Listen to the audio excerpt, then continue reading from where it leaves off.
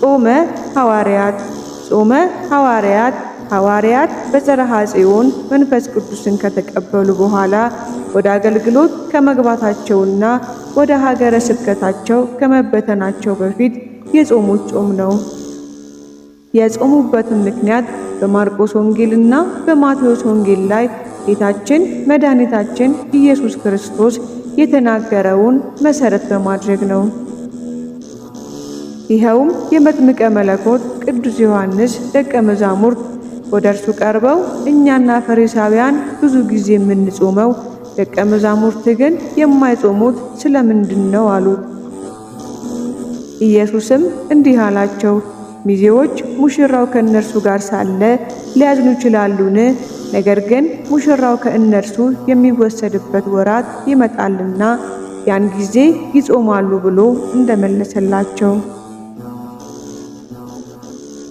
በዚህ ምሳሌያዊ አነጋገር ሙሽራ የተባለው ካባ በመደረብ ፈንታ እርቃኑን ሆኖ በአክሊል ፈንታ የእሾህ አክሊል ደፍቶ በሚዜዎች ፈንታ በጠላት ተከቦ በመዝሙርና በደስታ ፈንታ በለቅሶና በዋይታ ታጅቦ በክብር ዙፋን መቀመጥ ፈንታ በመስቀል ተሰቅሎ በችንካር ተወጥሮ በቀራንዮ አደባባይ ስለኛ የተሞሸረው የተሰቀለው ኢየሱስ ክርስቶስ ነው።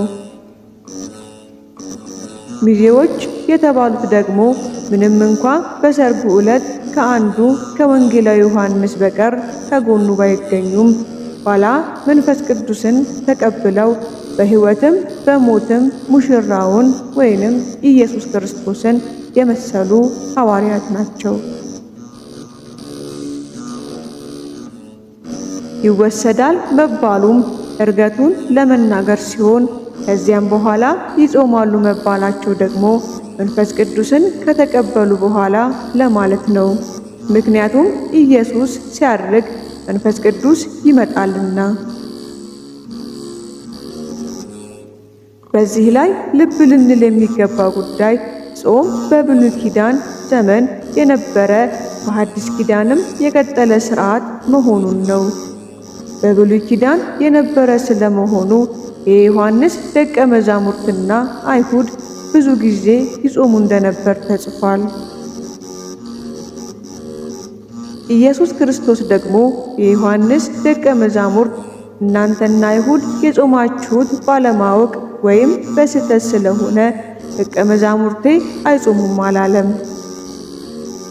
ነገር ግን ለጊዜው ከኔ ጋር ናቸው፣ ደስ ሊላቸው ይገባል። ከሄድኩ በኋላ ግን ይጾማሉ ብሏል።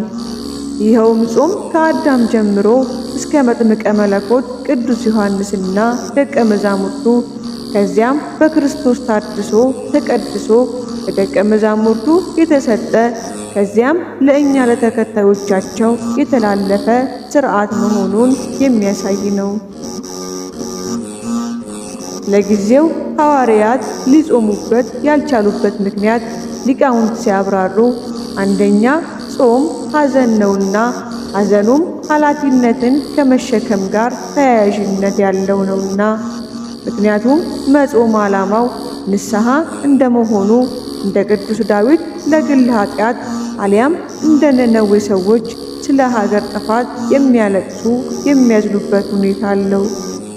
ክርስቶስ ደግሞ በሥጋ ወራት ከአምላክነቱና ከሁሉ አባትነቱ ባሻገር ለሐዋርያት እንደ ሥጋ አባትም እንደ ወንድምም በመሆን የእነርሱን ኃላፊነት ተሸክሞላቸዋልና እርሱ በአካለ ሥጋ በአጠገባቸው እስካለ ድረስ ማዘን አልተገባቸውም።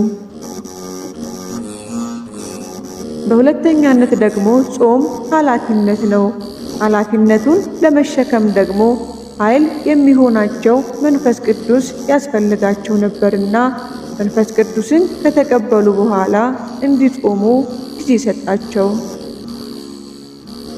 ሦስተኛ ምክንያት አይሁድ ይጾሙት የነበረው በብሉይ ኪዳን ሥርዓት ውስጥ ሆኖ ነበር። ሐዋርያት ደግሞ የሐዲስ ኪዳን ልጆች ስለሆኑ መንፈስ ቅዱስን ተቀብለው አሊያም አዲሱ ሰው በተባለው በክርስቶስ ደም ተጽናንተውና ሥጋውንና ደሙን ተቀብለው አዲሱን ሰው ለብሰው በአዲስ መንፈስና ኃይል በአዲስ ሥርዓት መጾም ስለነበረባቸው በጊዜው አልጾሙም ነበር።